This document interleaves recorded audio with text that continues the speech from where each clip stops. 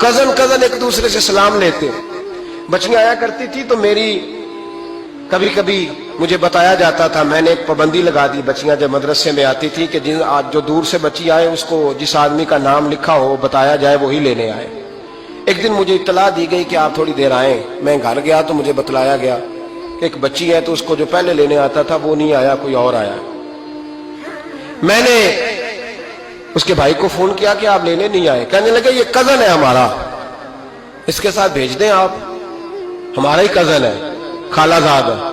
میں نے کہا یار آپ کہاں ہو؟ کہنے لگے مجھے 20-25 منٹ لگ جائیں گے. تو میں نے کہا ابھی کلاسیں بھی جاری ہیں تو آپ ہی آ جانا خود ہی. کہنے لگا سب آپ بھیج دیں، مجھے اعتبار ہے اس پہ. میں نے اس کو ایک بات کہی جو آپ کو بھی کہتا ہوں. میں نے کہا یار تمہیں اعتبار ہے تو اللہ رسول کو اعتبار کیوں نہیں؟ انہوں نے کیوں غیر محرم بنایا؟ عجیب تماشا ہے. مجھے پھپھی ذات پہ، خالہ ذات پہ، ماموں ذات پر اعتبار ہے، نبی پاک کو کیوں نہیں؟ آپ کو زیادہ پیار ہے لوگوں سے یا نبی پاک کو امت سے زیادہ پیار ہے؟ کیا مطلب تماشا ہے؟ کیا مزاج بنا لیا میں نے اور آپ؟ نبی پاک نے ایک شخص پر اعتبار نہیں کیا، پر میں اس سے پردہ کرو. آپ نے اور میں نے کیسے کر لیا؟ نبی پاک نے خالہ ذات، پھپھی ذات، دیور پر، جیٹ پر، سالے پر، بہنوئی پر اعتبار نہیں کیا، پابندی لگا دی. تو نے کیسے کیا؟ تیرے دل میں زیادہ درد ہے، تو زیادہ دین کو سمجھنے لگا ہے، انسانیت زیادہ اچھل آئی ہے تیرے اندر.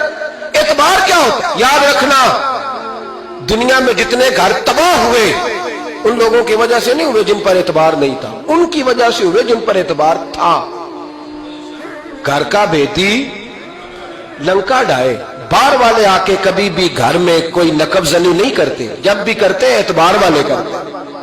میرے رسول پاک علیہ الصلوۃ والسلام کی وہ ازواج جن پر اللہ کو اتنا اعتبار ہے کہ رب کہتا ہے میرے محبوب کی بیویوں تمہاری جیسی دنیا میں دوسری ہے ہی کوئی نہیں.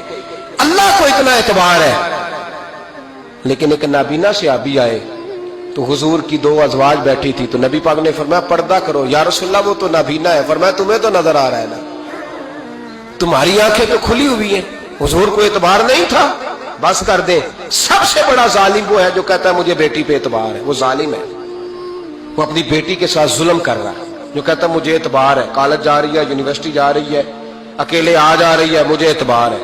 یہ ظلم کر رہا ہے بچی کے ساتھ. وہ تو بچی ہے، اس کا تو ذہن کمزور ہے.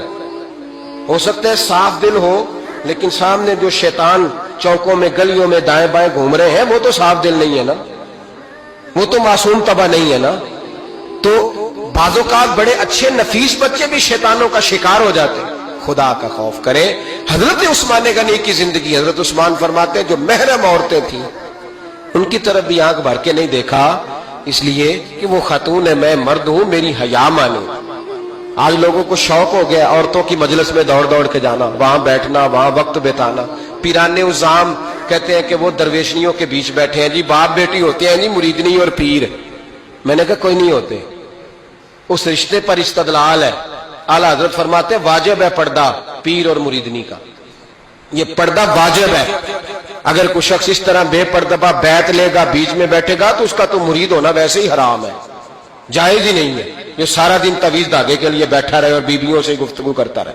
خدا را حضرت عثمان غنی رضی اللہ تعالیٰ عنہ کی زندگی میں جو باتیں ہمیں بہت زیادہ ملتی ہیں ان میں نفاست ہے، آپ کی حیا ہے، سخاوت ہے. ایک بات اور سن لیں، بڑا ستایا گیا حضرت عثمان غنی کو، پراپوگنڈے کیے گئے، آپ کے خلاف مہم چلی. عبداللہ ابن سبا نے بڑی مہم جوئی کی آپ کے خلاف.